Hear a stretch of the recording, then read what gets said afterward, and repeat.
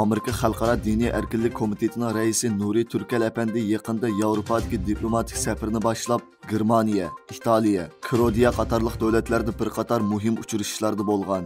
Egilinishcha u Germaniyada hukumat amaldorlari bilan ko'rishib, donglik shirkatlar Xitoydan chekinayotgan ahvolda yana Xitoy bilan hamkorlashmaslik.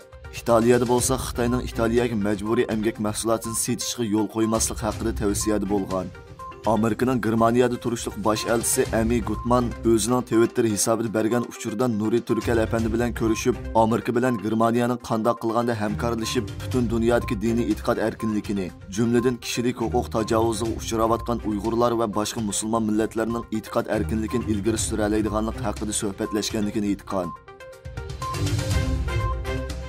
Xitoy 13 yanvar atalmış Dünya Müslüman Cemiyetler Kengashining Sharq Turkistondagi 3 kunlik ziyorat haqida maxsus axborot e'lon qilish yig'ini ochgan. Mazkur yig'inda atalmış Uyg'ur Avtonom rayonlik hukumat bayonotchisi Shu Guishang atalmış ziyorat o'mikining so'zlarini qayta takrorlab, ularning Xitoy rejimining Sharq Turkistonda atalmış terrorlik va asabiylikni yo'qotish uchun ko'rsatgan tirishchanligini maqtaganligini va opirin aytganligini bildirib biljirlagan. 15 oktyabr 55 ommaviy tashkilot va 30 diniy olim İstanbulda axborot e'lon qilish yig'ini o'tkazib, atalmış Dünya Müslüman Cemiyetler Kengashining ziyoratini va Xitoyning Uyg'urlar qaratgan irqiy qirg'inchilikni tanqid qildi. Amerika Avam Palatasi 12 yanvar qonun ma'qullab, Amerikaning strategik neft zapasining Xitoyga kelishining oldini olishni qaror qildi. Hamda qarornomani ovozga qo'yish uchun Kengash palatasiga avatdi.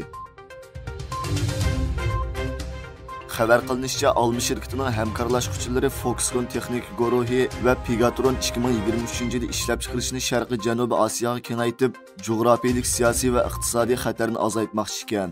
Buning sababi Xitoy bilan Tayvan o'rtasidagi jiddiylikning kuchayishi ekan. Foxconn va Pegatron har ikkisi bosh shtabi Tayvanga joylashgan elektron mahsulotlari ishlab chiqarish shirkati bo'lib, Xitoy va Tayvanda olma va boshqa sheriklar uchun mahsulot ishlab chiqardi. Xitoy Yaponiya bosh ministri Kishida Fumio'ning Amerikaga qilgan ziyorati jarayonida ikki davlat o'tirib qo'ygan Xitoyning yadro qurol ombirini ko'paytirayotganlik to'g'risidagi tanqidga inkos qaytardi.